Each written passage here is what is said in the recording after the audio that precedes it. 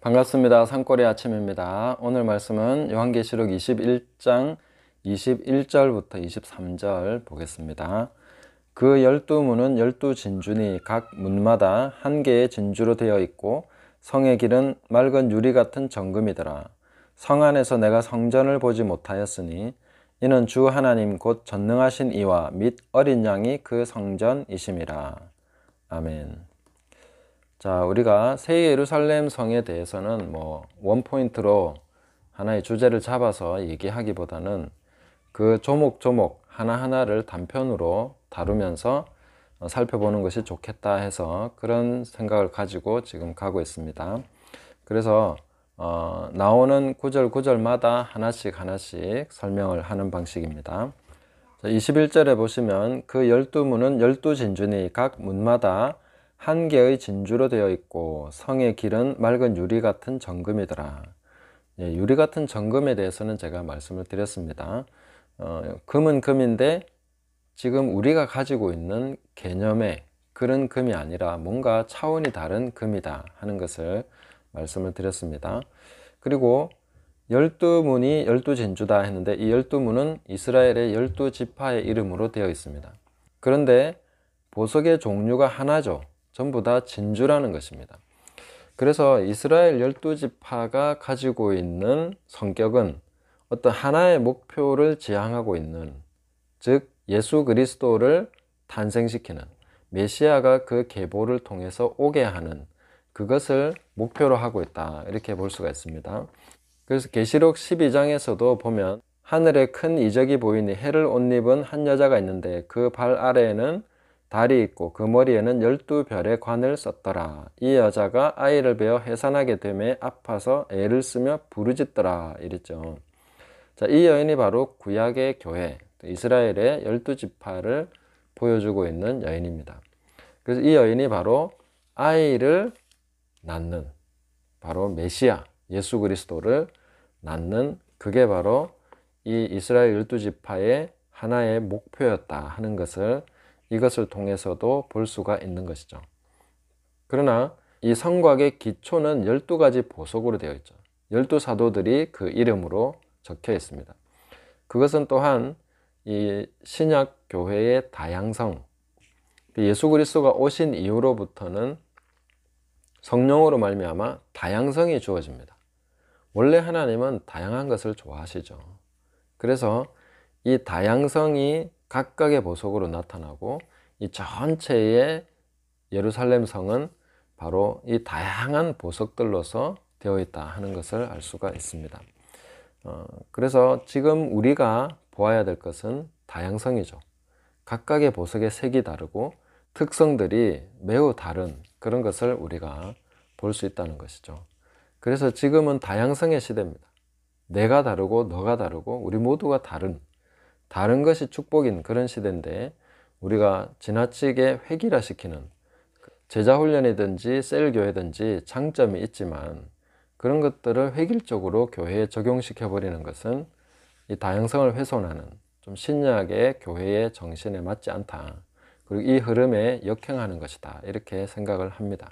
물론 긍정적인 역할도 한 부분이 있지만은 부정적인 역할도 만만치 않게 큽니다. 성령께서 하시는 것은 다양한 것입니다. 어떤 사람들이 모였느냐에 따라서 완전히 다른 것이 나타나는 것이 정상입니다. 그래서 획일화하는 것을 좀 경계하시고, 그런 부분에서 우리가 다양성을 잃어버렸다면 성령 안에서 그것을 찾아 나가야 되겠죠. 무조건 다르게 하는 것도 문제가 되겠지만 무조건 다르게 하자 이런 것이 아니라 하나하나 우리의 그 부르심과 특성을 찾아서 성령께서 인도하시는 대로 가다 보면 우리는 누구도 흉내낼 수 없는 독특한 삶을 살아가게 됩니다. 독특한 빛을 발하고 독특한 특성을 나타낼 수밖에 없다. 그것이 바로 신약의 특성이다 하는 것을 생각해야 되겠습니다. 자, 그 다음에 우리가 봐야 될 것은 22절에 성 안에 내가 성전을 보지 못하였으니 이는 주 하나님 곧 전능하신 이와 어린 양이 그 성전이심이라, 이렇게 말씀했습니다. 자, 사도 요한의 관점은 완성의 관점이고 하나님의 관점입니다.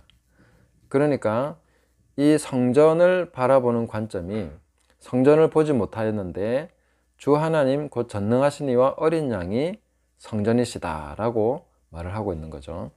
그런데 이것을 사도 바울의 관점에서 우리가 본다면은, 사도 바울은 이 과정의 관점, 그리고 우리 지체의 관점에서, 우리 성도들의 관점에서 성전을 보고 있습니다. 그래서 이 두 가지 관점을 함께 잘 믹서해서 그렇게 우리가 성전에 대해서 이해를 해야 되겠습니다. 자, 먼저 바울의 관점에 대해서 우리가 한번 살펴보면은 에베소서 2장 20절부터 22절을 한번 보겠습니다. 너희는 사도들과 선지자들의 터 위에 세우심을 입은 자라. 그리스도 예수께서 친히 모퉁이 돌이 되셨느니라. 그의 안에서 건물마다 서로 연결하여 주 안에서 성전이 되어가고 너희도 성령 안에서 하나님이 거하실 처소가 되기 위하여 그리스도 예수 안에서 함께 지어져 가느니라. 이렇게 말씀하십니다. 함께 지어져 가는 과정을 얘기해 주고 있죠. 이 사도들과 선지자들의 터, 그 다음에 예수님께서 모퉁이 돌이 되시고, 그 다음에 우리가 그의 안에서 서로 연결해서 주님 안에서 성전이 되어 가고 있다. 또 성령 안에서 하나님의 거하실 처소가 되기 위하여 그리스도 예수 안에서 함께 지어져 가고 있다. 우리가 함께 지어져 가고 있죠. 이것이 완성된 모습이 거룩한 성, 새 예루살렘 성입니다. 현재는 우리가 산돌로서, 산돌이 보석으로서 우리가 그렇게 지어져 가고 있는 중인 거죠. 구약에 보면 하나님께서 제단을 쌓을 때는 다듬은 돌로 하지 마라.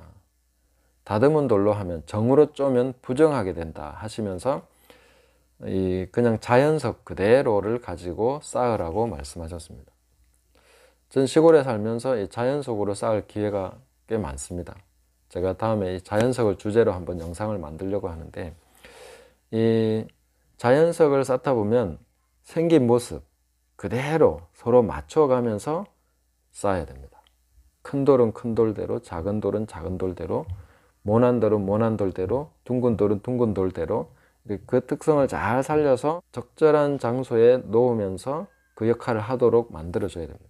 그리고 서로가 이렇게 잘 맞물려서 의지하도록, 받쳐주도록, 또 눌러주도록 이렇게 해줘야 하나의 어떤 담 혹은 하나의 어떤 그 건축물이 세워져 가는데, 하나님께서는 자연석으로 산돌로서 성전을 지어가고 계십니다. 지금 현재 우리는 그렇게 지어져 가는 것이죠.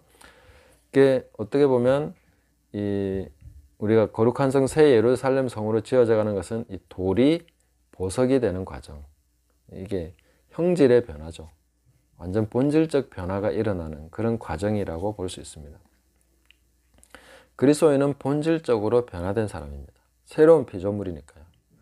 그러니까 우리가 변화될 수 없다는 관점을 가지고 가르치는 분들이 있습니다. 그리스도인은 새로운 피조물이 됐기 때문에 완전히 새로운 사람으로서 살아가는 것이 정상적인 것으로 인식하는 것이 우리의 성경적인 관점입니다.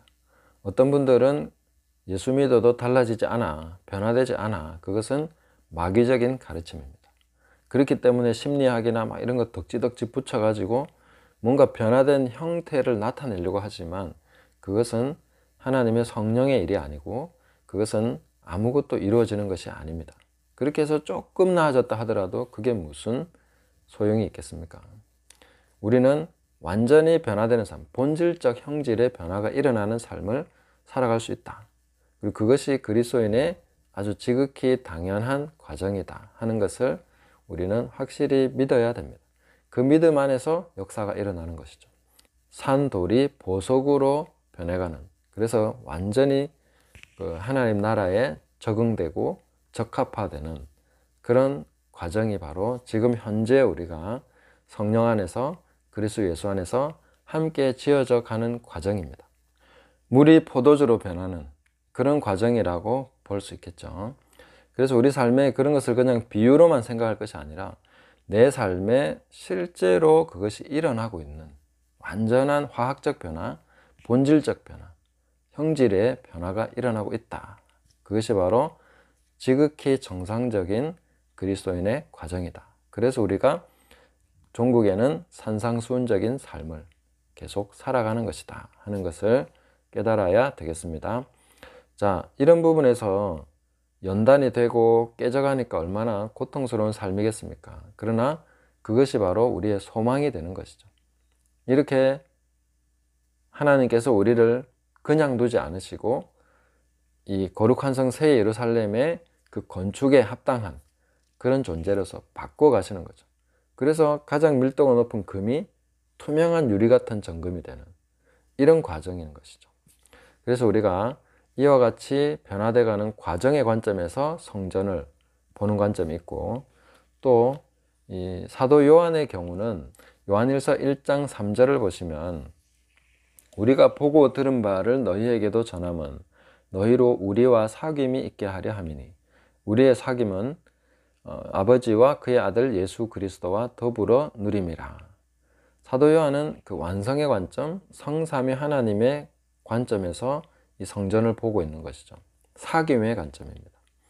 사도 바울의 관점에서도 성삼위 하나님이 분명히 나오죠. 그래서 이 성전이 이제 계시록에 와서 지어진 것을 보면은 성 안에는 성전이 없다.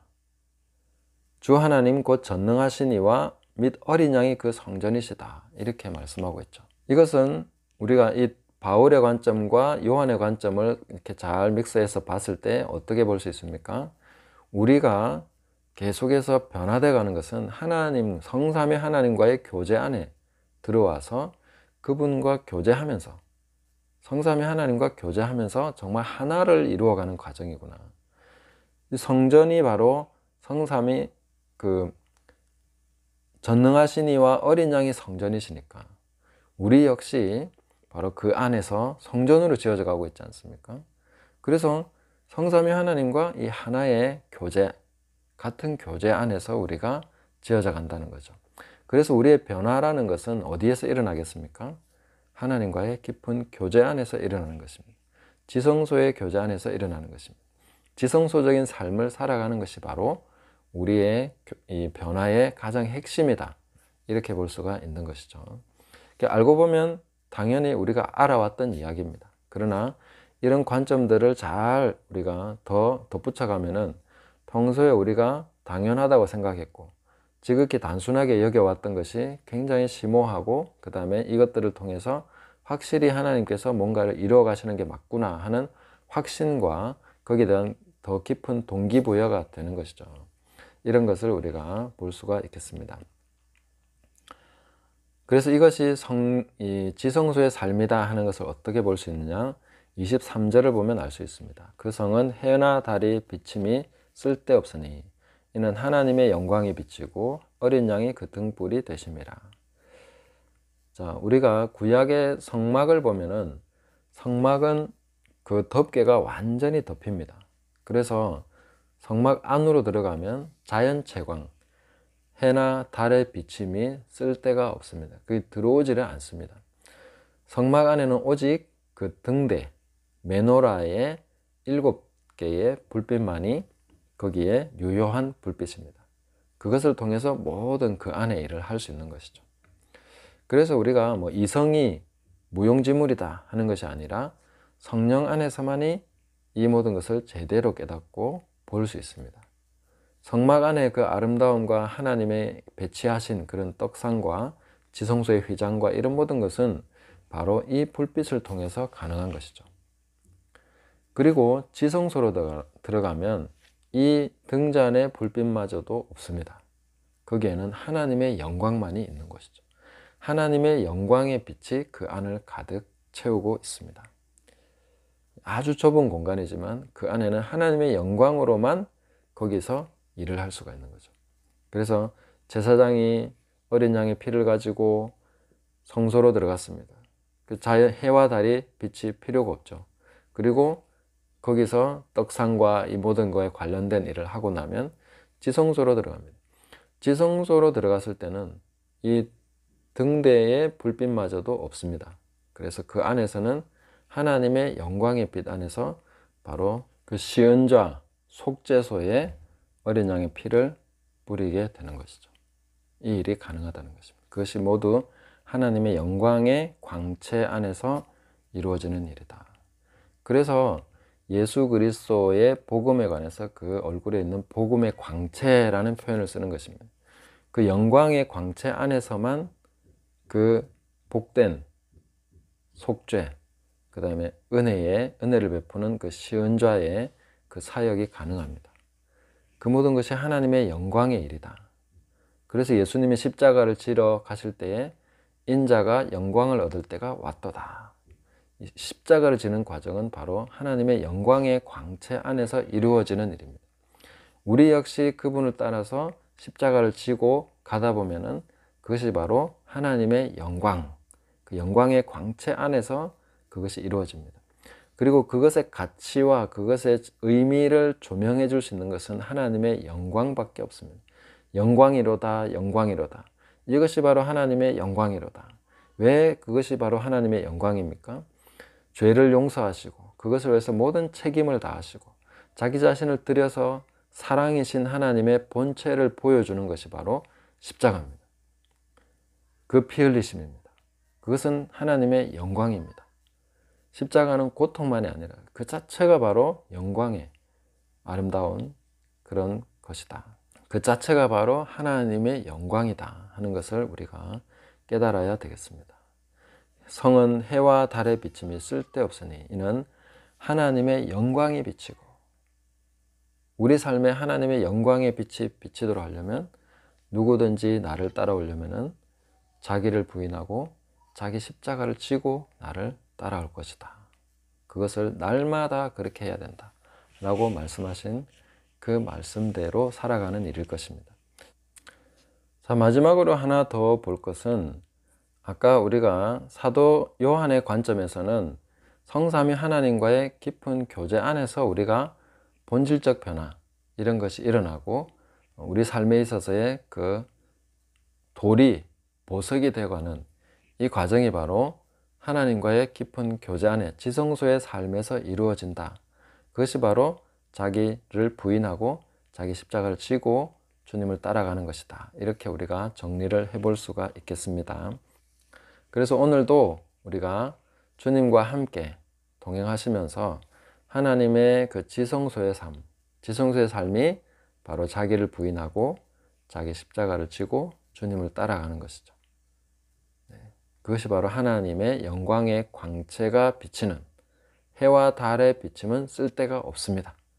우리 세상적인 관점, 온 천지를 비추는 이 해와 달이 비추는 모든 세상에는 이와 같은 것을 가치 있게 보는 그런 관점이 없습니다.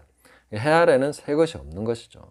그래서 우리가 해와 달의 비침의 어떤 그런 삶을 살아가면 십자가를 지는 삶은 어리석은 삶이 됩니다. 그러나 하나님의 영광의 관점에서 하나님의 영광의 그 광채를 인식하고 살아간다면 그 지성소의 삶에서는 십자가를 지는 것이 가장 지극히 하나님께 영광이 되는, 그리고 그것이 바로 우리에게도 영광인 그런 삶이 된다는 것을 알게 되는 것이죠. 그리고 그 안에서 바로 돌이 보석이 되어가는 본질적 변화, 그리고 돌과 돌이, 보석과 보석이 연결되어 성전이 되어가고 그 성전이 하나님의 거하실 처소로 지어져가는 이 과정과 완성의 이 모든 것이 바로 이 안에 있다. 그래서 이 안에 있는 삶이 바로 예수 그리스도, 우리가 주님을 따라서 십자가를 지고 가는 그 삶이다 하는 것을 우리가 기억해야 되겠습니다.